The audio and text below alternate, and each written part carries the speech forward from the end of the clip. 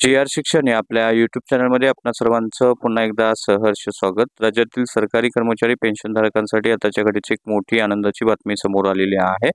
April महिन्याच्या वेतनासंदर्भात अतिशय महत्त्वपूर्ण असं परिपत्रक निर्गमित झालेलं आहे. काय आहे परिपत्रक आणि याचा फायदा सरकारी कर्मचारी पेन्शनधारकांना कसा होणार आहे, या संदर्भातील सविस्तर माहिती देणारा हा व्हिडिओ पाहण्यापूर्वी नेहमीप्रमाणे आपण सर्वांना एकच विनंती, व्हिडिओ शेवटपर्यंत पाहावा आणि आपण जर आमच्या चॅनलवर नवीन असाल तर चॅनलला जरूर सबस्क्राईब करा. समोरील बेल आयकॉनला सुद्धा क्लिक करा, जेणेकरून महत्त्वपूर्ण शासन निर्णय, कर्मचारी पेन्शनधारकांच्या हिताच्या महत्त्वपूर्ण अपडेट्स आपल्याला आपल्या यूट्यूब चॅनलवरती सर्वात अगोदर पाहावयास मिळतील. जसं की आपण स्क्रीनवर पाहताय, राज्यातील जिल्हा परिषद शिक्षक, शिक्षकेतर कर्मचारी वेतन, त्याचबरोबर पेन्शनधारकांचं निवृत्ती वेतन, आस्थापने अनुदाने वितरण करण्यासंदर्भात राज्य शासनाच्या प्राथमिक शिक्षण संचालनालय यांच्यामार्फत दिनांक 4 एप्रिल 2024 रोजी महत्त्वपूर्ण शासन परिपत्रक निर्गमित करण्यात आलेला आहे.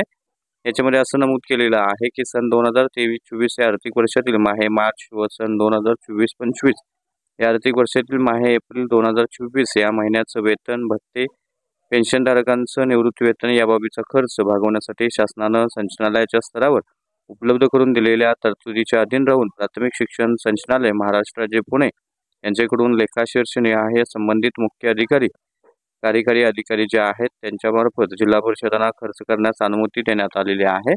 सदरचा निधी हा सर्वसाधारण शिक्षण, प्राथमिक शिक्षण, केंद्रीय शाळांची स्थापना, सहाय्यक अनुदाने वेतन, जिल्हा परिषदांना सहप्रयोजन अनुदाने इत्यादी बाबीकरता निधी उपलब्ध करून देण्यात आलेला आहे.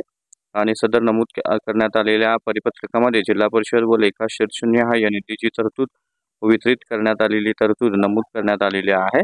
सदर वितरित केलेली तरतुदीमधून फक्त नियमित वेतन अदा करण्यात यावं, इतर कोणतीही देयके अदा करू नयेत असे सदर परिपत्रकानुसार नमूद करण्यात आलेलं आहे. आणि सदरच्या परिपत्रकानुसार एकूण 4,739 कोटी 7,88,000 रुपये फक्त इतकी रक्कम मार्च आणि एप्रिल 2024 साठीच्या वेतनासाठी खर्च करण्यासाठी मान्यता देण्यात आलेली आहे. त्यामुळं एप्रिल महिन्याचं वेतन मिळण्याचा मार्ग सध्या कर्मचाऱ्यांचा मोकळा झालेला आहे असं आपल्याला म्हणता येईल. तरीही ते अतिशय महत्त्वपूर्ण बातमी, महत्त्वपूर्ण शासन परिपत्रक, अशाच महत्त्वपूर्ण बातम्यांच्यासाठी, रोजच्या महत्त्वपूर्ण अपडेटसाठी चॅनलला जरूर सबस्क्राईब करा. व्हिडिओ आवडल्यास लाईक करा, शेअर करा. धन्यवाद.